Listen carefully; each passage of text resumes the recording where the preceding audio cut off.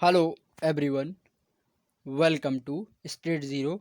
Street zero के इस video में हम डिस्कस करेंगे पॉल्यूशन का एक रूप जिसका नाम है प्लास्टिक पॉल्यूशन। क्योंकि पॉल्यूशन या हम हिंदी में उसको प्रदूषण भी कहते हैं। प्रदूषण कई प्रकार के होते हैं, जैसे एयर प्रदूषण, ध्वनि प्रदूषण एंड प्लास्टिक पॉल्यूशन। उसी प्रकार से जो प्लास्टिक प्रदूषण है वो काफ़ी यहाँ पे हार्मफुल है, काफ़ी यहाँ पे प्रॉब्लमेटिक है। और दिन प्रतिदिन बढ़ते प्लास्टिक के चलते हमारा जो एनवायरनमेंट है, हमारा जो मेराइन सिस्टम है, जिसे हम वाटर सिस्टम भी कहते हैं, वो यहाँ पे धीरे धीरे खतरे में जाता जा रहा है। और हमारी जो सॉइल है, जो मिट्टी है, उसकी उर्वरक शक्ति घटती जा रही है।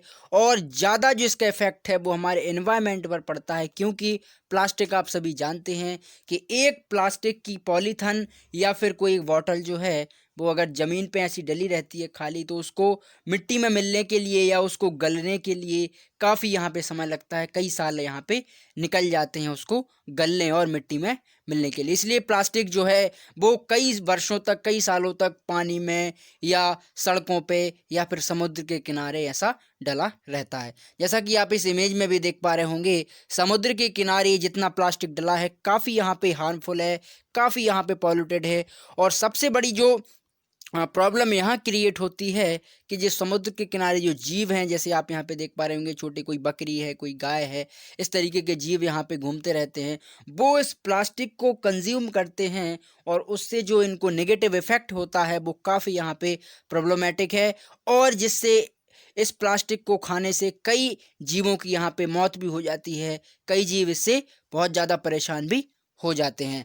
अब मैराइन लाइफ में इसका काफ़ी यहाँ पे ज़्यादा हार्मफुल इफेक्ट पड़ता है। जैसा कि आप इस इमेज में भी देख पा रहे होंगे कि एक समुद्र के पानी में पॉलीथन, पन्नी वगैरह सारी डली हुई हैं। वहीं पर जो एक कछुआ है, जिसको हम इंग्लिश में फॉर टर्टल भी कहते हैं, एक कछुआ अगर इस मैराइन वाटर को यहाँ पे पीता है और इस पॉलीथीन जो है उसकी मुंह में अगर यहाँ पे लग जाती है, तो ये इसके जो मरने के चांस हैं वो यहाँ पे काफ़ी ज़्यादा हो जाती हैं। क्योंकि जो कछुआ होता है वो जनरली समुद्र के किनारे और एक उथली सतहों पर आपको देखने को मिल जाएगा। और एक खासकर जो वेल्स हो गए और जिस जिस प्रकार के समुद्री जो जीव हैं, उन पर यहाँ पे काफ़ी यहाँ पे हार्मफुल इफेक्ट पड़ता है, काफ़ी यहाँ पे नेगेटिव इम्पैक्ट जाता है। दोस्तों, मैंने इसी से ही संबंधित एक वीडियो देखा था जो कि वाटर पॉल्यूशन से रिलेटेड था। उसमें एक जीव जिसको हम फॉर दैट की उसमें एक जीव के अंदर प्लास्टिक इस तरीके से फंसा हुआ था कि वो जीव जो है वो सांस नहीं ले पा रहा था, वो यहाँ पे तड़प रहा था। और डॉक्टर कोशिश कर रहे थे उसके अंदर से प्लास्टिक निकालने की। वो एक व्हेल मछली थी, या फिर हम कह सकते हैं वो एक कछुआ जैसे जीव भी हो सकते हैं या हैं। तो इन जीवों के लिए काफ़ी यहाँ पे बहुत बड़ी समस्या, बहुत बड़ी यहाँ पे प्रॉब्लम होती है अपने आप को सरवाइव करने के लिए, अपने आप को चलाने के लिए और अपने आप को इस वाटर सिस्टम में मेंटेन करने के लिए। दोस्तों, इस तरीके से जो बड़े बड़े उद्योग हैं, बड़े बड़े कारखाने हैं, वहाँ से भी कई प्लास्टिक जो है वो यहाँ पे निकल के आता है। और जो हम दैनिक जीवन में बोटल्स का यूज़ करते हैं, पॉलीथीन का यूज़ करते हैं, या फिर जो हम किसी न किसी प्रकार से यहाँ पे प्लास्टिक का यूज़ करते ही हैं। तो ये जो सभी प्लास्टिक है ये कहीं ना कहीं तो जाता ही होगा भाई। हमने अपने घर से उसको कूड़ादान में फेंका, कूड़ादान वाले व्यक्ति ने जहाँ पर भी फेंका हो, वो ऐसा तो नहीं है कि डायरेक्टली जाते हुए गल जाता है, वो कहीं ना कहीं से रास्ते से पहुँचते हुए वो समुद्र के किनारे पहुँच ही जाता है। तब हमें ऐसे ढेर वहाँ पे लगे मिलते हैं समुद्र के किनारे, और ये ढेर कई सालों सालों तक यहाँ पे चलते हैं, जिससे काफ़ी ज़्यादा प्रॉब्लम होती है हमारे एनवायरनमेंट को, हमारे वातावरण को और एक मैराइन सिस्टम को। दोस्तों, प्लास्टिक जो है वो हमारे मानव जीवन पर, यानी हमारे स्किन पर, हमारे स्किन के इंटरनल पार्ट पर कितना यहाँ पे हार्मफुल है, कितना यहाँ पे खतरनाक है, उसके बारे में आप देख पा रहे होंगे इस इमेज में। जैसा कि आप देख रहे होंगे कि सबसे पहले हमारी आंखों पर इसका काफ़ी ज़्यादा नेगेटिव इम्पैक्ट जाता है और हमारी जो विजिबल यानी हमारी जो देखने की क्षमता है वो पॉल्यूटेड स्थान पर काफ़ी यहाँ पे कम हो जाती है। एक तो धुंध के कारण, और जो वातावरण में फैला पॉल्यूशन है वो हमारी आंखों की जो कॉर्निया है उसको यहाँ पे ढक लेता है। उसके बाद हमारे लंग्स को काफ़ी यहाँ प्रॉब्लम जाती है सांस लेने में, और दमा जैसी जो प्रॉब्लम है वो भी हमें एनवायरनमेंट के कारण होती है। नेक्स्ट, हमें स्किन डिसीज़ होते हैं, कई प्रकार के हमें त्वचा से संबंधित जो रोग होते हैं वो भी इस पॉल्यूशन के माध्यम से होते हैं। उसके बाद जो हमारा स्टोमक सिस्टम है, यानी हम बात करें अपने डाइजेशन को लेकर के, तो हमारे जो खान पान है, हमारा जो दैनिक जीवन का जिसको हम कंज्यूम करते हैं, खाते पीते हैं, उसमें भी कहीं ना कहीं जो मिलावट है वो एनवायरनमेंट के चलते पॉल्यूटेड एंड वाटर पॉल्यूटेड या फिर एयर पॉल्यूटेड, इस तरीके के जो पॉल्यूटेड हैं वो हमारे शरीर के अंदर जाते हैं और वेरी हार्मफुल होते हैं, वेरी यहाँ पे प्रॉब्लमेटिक क्रिएट करते हैं, जिससे हमें कई प्रकार की बीमारियाँ, कई प्रकार के यहाँ पे हेल्थ इश्यूज़ होते हैं।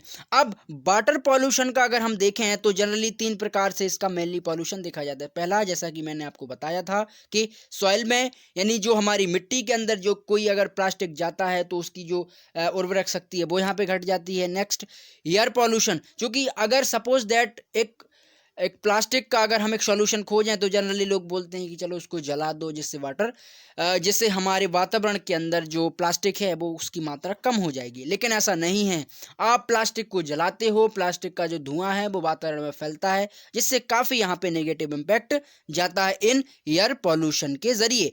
आप पानी में उसको फैलाते हो प्लास्टिक को, तो पानी में वो वाटर को यहाँ पे पॉल्यूटेड करता है और कई जीवों को भी यहाँ पे वो मारता है। अब इसका सॉल्यूशन क्या हो सकता है प्लास्टिक का? देखिए, आप मैं एक सॉल्यूशन तो ये हो सकता है कि जैसे जो प्लास्टिक की बोतल्स है उसको आप जैसे ही कचरे में फेंकते हो और कचरे से डायरेक्टली जाकर के कोई ऐसी फैक्ट्रीज या कोई ऐसा उद्योग हो जो उसको रिफिल्ट्रेट करे। कई ऐसी फैक्ट्रीज हैं, कई ऐसी जगह हैं जहाँ पे आपकी मिनरल वाटर्स की बॉटल्स को, या फिर आप जो वाटर पीते हो या आप जो पेप्सी पीते हो, इसकी बॉटल्स को वो रिफ्यूल करके या फिर दोबारा भर के वो आपके सामने देते हो। ये काफ़ी अच्छा एक सॉल्यूशन है प्लास्टिक को रिफ्यूल करने का, प्लास्टिक को दोबारा से उत्पन्न करने का। उसके बाद जो एक परमानेंटली जो मेन सॉल्यूशन है वो आप यहाँ पे देख पा रहे होंगे कि एक लाइफ साइकिल जो है प्लास्टिक की वो कितनी यहाँ पे खतरनाक, की कितनी यहाँ पे प्रॉब्लमेटिक हो सकती है। जैसे ही प्लास्टिक का यहाँ पे मटेरियल कोई बनता है, उसका प्रोडक्ट बनता है, प्रोडक्ट के बाद मैन्युफैक्चरिंग होता है लार्ज लेवल पर। मैन्युफैक्चरिंग के बाद एक प्लास्टिक की अगर हम प्रकार देखें, जैसे टायर हो गया, एंड टायर के साथ जो बॉटल्स हो गए, पॉलीथिन्स हो गए, उसकी पैकिंग होती है। पैकिंग के बाद एक यूज़फुल में यूज़ होने के बाद जब वो फेंकते हैं या हम कह सकते हैं डस्टबिन में डालते हैं, तो डस्टबिन में ना डाल कर के कोई ऐसे उद्योग हों, ऐसी कोई फैक्ट्रीज हो जहां पे उनको रिकवर किया जा सके, लैंड फिल किया जा सके, जिसकी वजह से जो प्लास्टिक एक्चुअली है वो यहाँ पे यूज़फुल हो सकता है। और उस यूज़फुल की प्लास्टिक की वजह से प्लास्टिक की जो लाइफ है वो भी यहाँ पे इंक्रीज़ हम कर सकते हैं एज ए यूज़फुल के ज़रिए। वैसे तो इंक्रीज़ होती ही है, लेकिन उसको एक अच्छे वे में उसको ले सकते हैं हम, पॉजिटिव वे में हम प्लास्टिक का यूज़ कर सकते हैं। और इसका एक सॉल्यूशन और ये भी हो सकता है कि आप प्लास्टिक या कचरे को आप बेच करके, या किसी उद्योग या फैक्ट्री को आप उसको बेच दें, आप खुद जा करके, या फिर कोई जो आपका कचरा ले जाता है कोई व्यक्ति, वो आपका कचरा यहाँ पे बेच दे किसी ठेले वाले को या फिर किसी फैक्ट्री में, या किसी न किसी प्रकार से आप उसको सेल करते हो, जिससे आपकी भी इनकम होगी और कचरा भी नहीं फैलेगा, जिससे वातावरण को भी यहाँ पे कम इफेक्ट पड़ेगा। दोस्तों, ये केवल एक टेम्परेरी एक सॉल्यूशन हो सकते हैं, लेकिन अगर लंबे समय तक अगर हमें प्लास्टिक को रिफ्यूल या प्लास्टिक को रिसाइकिल करना है तो उसके लिए हमें कोई एक बहुत बड़ा सिस्टम या बहुत बड़ा हब यहाँ पे तैयार करना पड़ेगा, जिससे प्लास्टिक को हम एक लार्ज लेवल पर यहाँ पे रिसाइकिल कर सकें, जिससे हमारे वातावरण में, हमारे आसपास के जो माहौल या पर्यावरण में इसका इफेक्ट कम दिखे और हमारा जीवन स्वच्छ, सुंदर और एकदम बिल्कुल अच्छे से चल पाए। ना कोई जीवों को इससे प्रॉब्लम हो, चाहे वो मैराइन सिस्टम हो या फिर हमारा